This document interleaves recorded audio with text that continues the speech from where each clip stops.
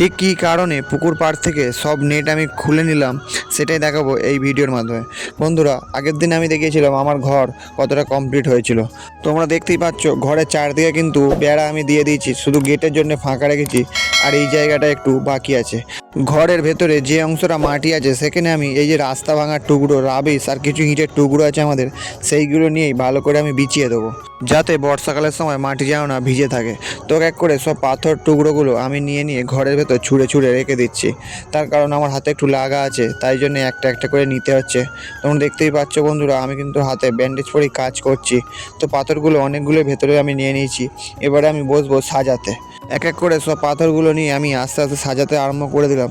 বন্ধুরা, ইচ্ছা তো আছে এই ঘরটা পুরোটা অংশটাই এইরকম পাথর রাবিশ দিয়ে সাজিয়ে নিয়ে তার উপরে বালি সিমেন্ট দিয়ে খড়া মুখ মেরে দেওয়ার ইচ্ছা আছে। বন্ধুরা, থেকে থেকে অনেকটাই ঠান্ডা কমে গেছে, গরমের ভাব একটা চলে এসছে, মাছের বাচ্চা দেওয়ার সময়ও চলে এসছে। তাই যতটা সম্ভব চেষ্টা করছি আমি ঘরটা তাড়াতাড়ি তৈরি করা। তার কারণ এবারে বাচ্চা তোলার সিজন এসে গেলে আর কিন্তু আমি সময় পাবো না। তো যাই হোক, পাথরগুলো কিছুটা অংশ বিছিয়ে নিয়ে যে কিছু টালি ছিল সেই টালিগুলো আমি ফেলে দিচ্ছি ঘরের ভেতর। তার কারণ ওই যে গ্যাপগুলো আছে সেইগুলোতে আমি টালির টুকরোগুলো ভেঙে ঢুকিয়ে দেবো। তো বন্ধুরা, এক এক করে সব টালিগুলো নিয়ে আমি বয়ে নিচ্ছি। এই কাজটা কিছুক্ষণ করে নেওয়ার পরে বন্ধুরা আমি যাব জলাতে। কারণ জলাতে যে একটা পুকুর আছে সেই পুকুরে আমি মাছ চাষ আর করিনি, সেই পুকুরটা লিজ শেষ হয়ে এসছে। তাই জন্য সেই পুকুর পাড়ে অনেক নেট আছে, সেই নেটগুলো খুলে নেওয়া হবে।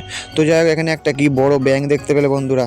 তারপরে চলে এসেছি আমরা জামা প্যান্ট পাল্টে পুকুর পাড়ে, কারণ যেহেতু জলার কাজ তাই জামা প্যান্ট আলাদা।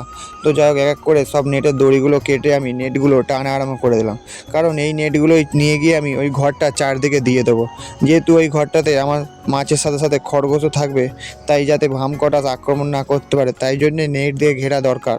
আমার সাথে সাথে অয়ন আর বাবাইও কাজে লেগে পড়েছে। ওরা ঘুরতে এসে দেখছে রিন্টু একা পাচ্ছে না, তাই ওরাও হাতাপাতি লেগে পড়লো। বন্ধুরা, এই যে তোমরা পুকুরটা দেখতে পাচ্ছ, এই পুকুরটা আমি কিন্তু পুরোপুরিভাবে লস খেয়ে গেছি। কারণ 3 বছরের জন্য লিজে ছিল এই পুকুরটা, আমি একদম মাছ চাষ করতে পারিনি। হয় বর্ষার সময় ডুবে যাচ্ছে, মাছ বেরিয়ে যাচ্ছে, নয় গরমকালে ঝাঁঝি হয়ে যাচ্ছে। কোনো প্রকারেই আমি ডাইরেক্ট মাছ চাষ এই পুকুরে করতে পারিনি। আর যতবারই নেট খাটিয়ে মাছ চাষ করতে গেছি ততবারই নেটের মধ্যে ঝাঁঝি হয়ে গেছে, আর ঝাঁঝি পরিষ্কার করা খুব কষ্ট।